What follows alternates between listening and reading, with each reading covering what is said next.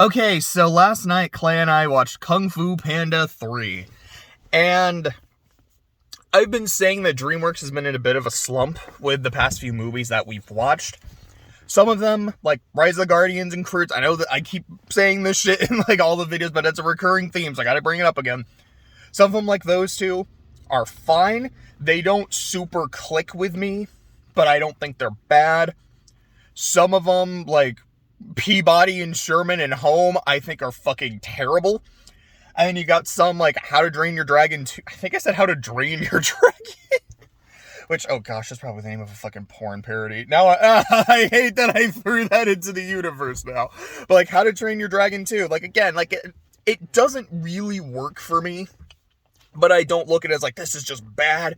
This is just awful. But it's okay. It's been really thoroughly okay. And on the one hand, I went into this thinking, okay, Kung Fu Panda 3. I've really come to love the first movie. I still really love the second movie. Maybe this is the movie to break the Madagascar 3 curse of everything is mid-after. On the other hand, I've seen the movie before, and I remember not super getting into it.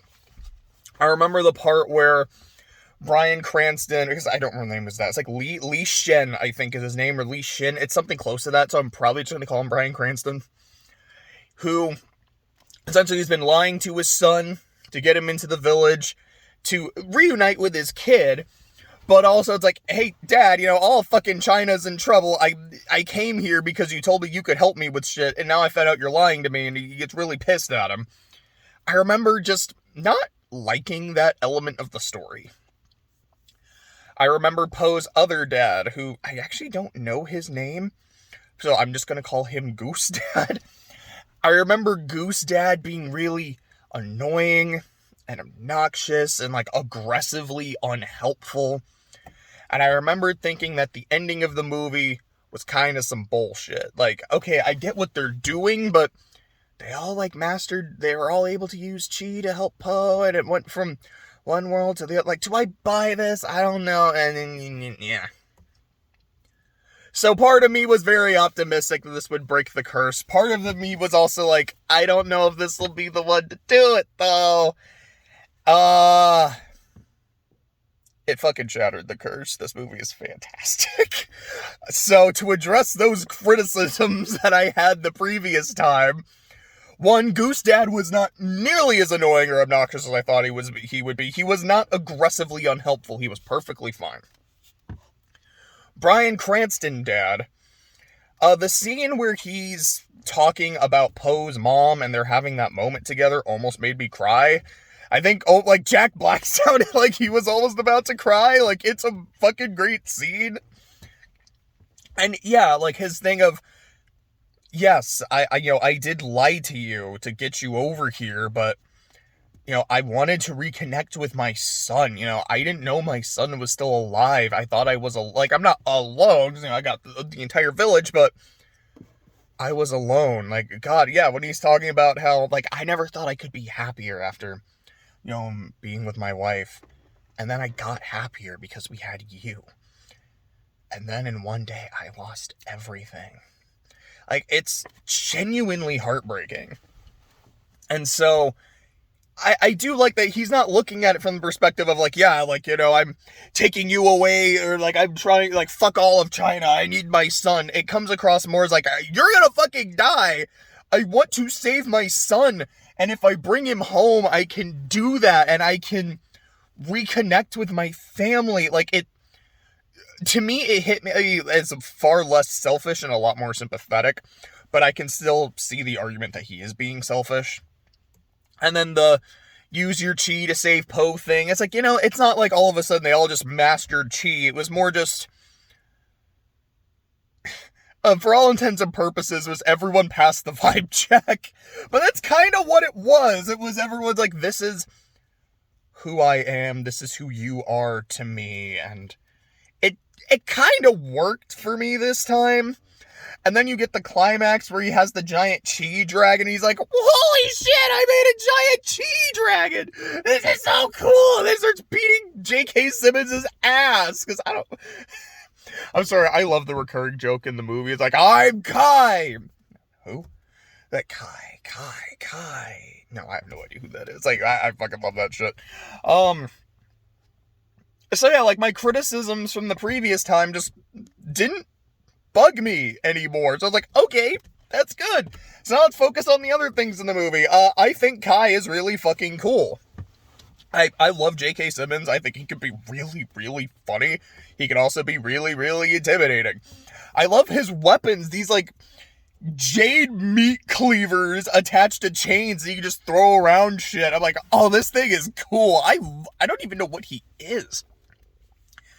I look at him as like, is he some kind of bull? Is he some kind of, like, demon elk? I'm not exactly sure what animal he is, but I think he has, like, a cool design. I think he is some kind of bull.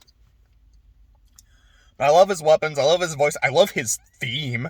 You know, I can't remember off the top of my head, but, like, while we were watching the movie, I just kept, like, bopping every time his theme started. Like, again, I don't remember how it went right now, but I was, like, humming it the rest of the night. It was so catchy. Yeah, his whole thing of, like, I steal the chi of other warriors, and then I turn them into these jade zombies, or zombies, as they call them in the movie. And yeah, I can see through their eyes, I can control them, I just, like, give them orders, and they do shit. You have a porcupine that uses his quills as arrows. I'm like, oh, that's so fucking cool. And then as Poe is fighting, he's like, oh, it's this guy, oh shit, it's the Badger Twins. They have this one super move that's super deadly, gets hit by it. Yeah, that's the move! They take the thing! It's so cool! Like, watching this movie made me realize Poe is probably my favorite character in the DreamWorks movies. It's his enthusiasm. It is his near unrelenting joy at all times. I fucking love this dude. Oogway is in the movie again. You see him a couple times in the spirit world, and I just love him. I freaking adore him. I love that little conversation he has with Poe at the end of the movie when they're both in the spirit world. And he's like, thinks he's disappearing. He's like, Master Uruguay, don't go. He's like, why would I go anywhere? I live here. It's you who has to go. Oh, you mean I can go back? I don't know. I've never tried. It's like, I really dug that. The second movie, I think I said this in my review of it, and I stand by it. To me, it's more of an action movie than a martial arts movie. It's a really cool action movie. I like it a lot. But I don't really get there's still some of the martial arts philosophy in there. I'm talking about, like, inner peace and such. But to me, it doesn't hit as hard as the philosophy in the first one, and not as hard as philosophy in the third one. I like the third one of that sense, like what Shifu sells to Poe. Like, oh yeah, I made you their teacher now because I knew you would fail.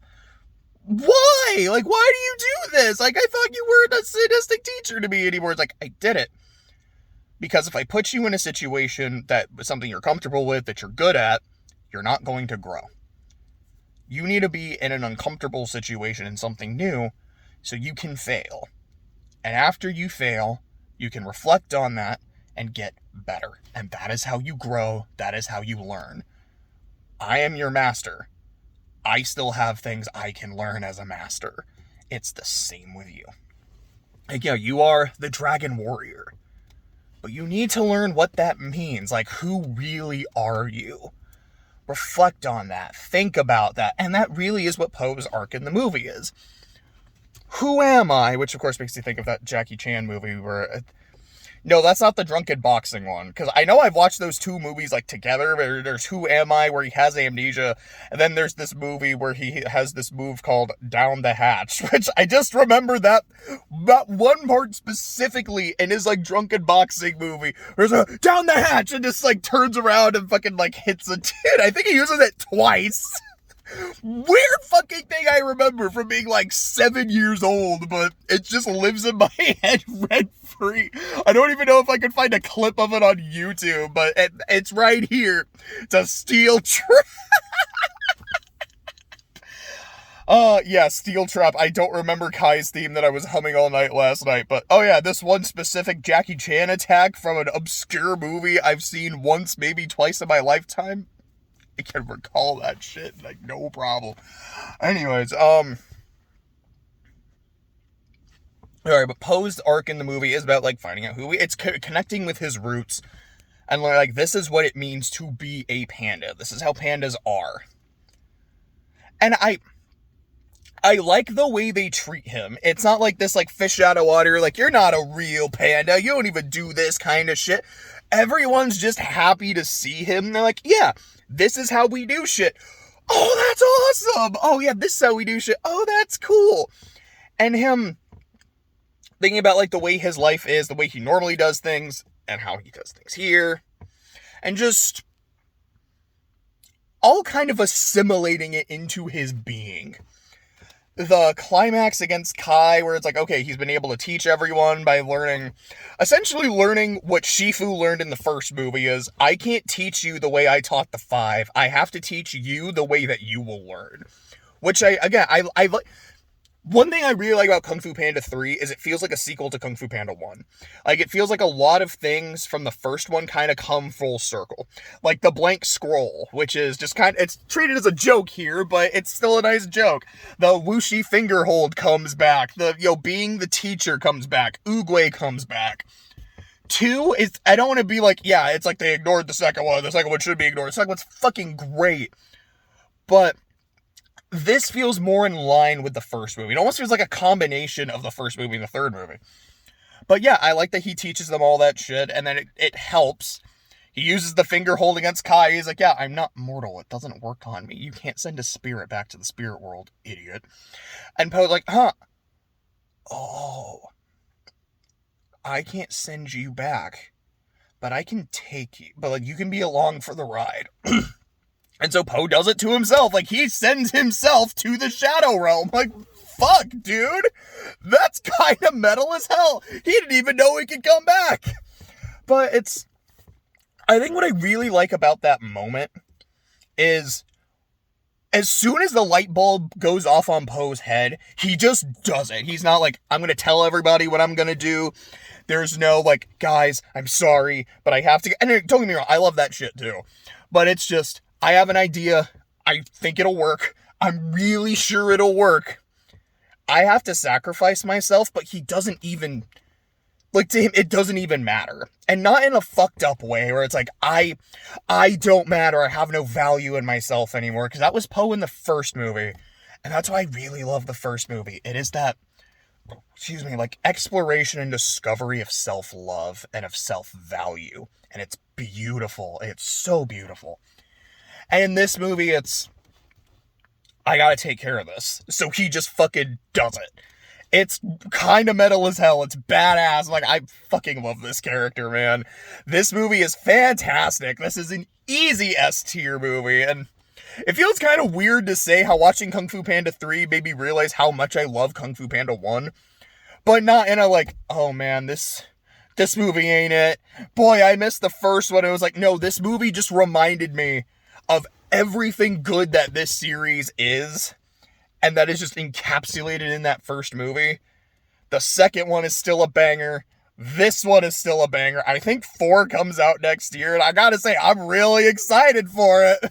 I'm probably gonna watch it. Like, I don't know if I'll necessarily watch it day one, it depends on, like, scheduling and shit, but I'm gonna try to watch it really soon when it comes out. So at this point, there are 11 movies left.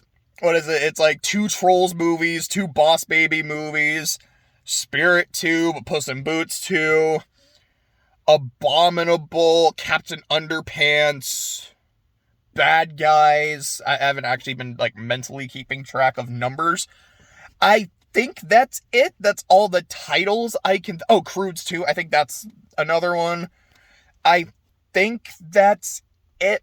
Clay and I are going to try to watch Trolls tonight. I don't know if we will for sure. Again, it just kind of depends on schedules and vibes and such.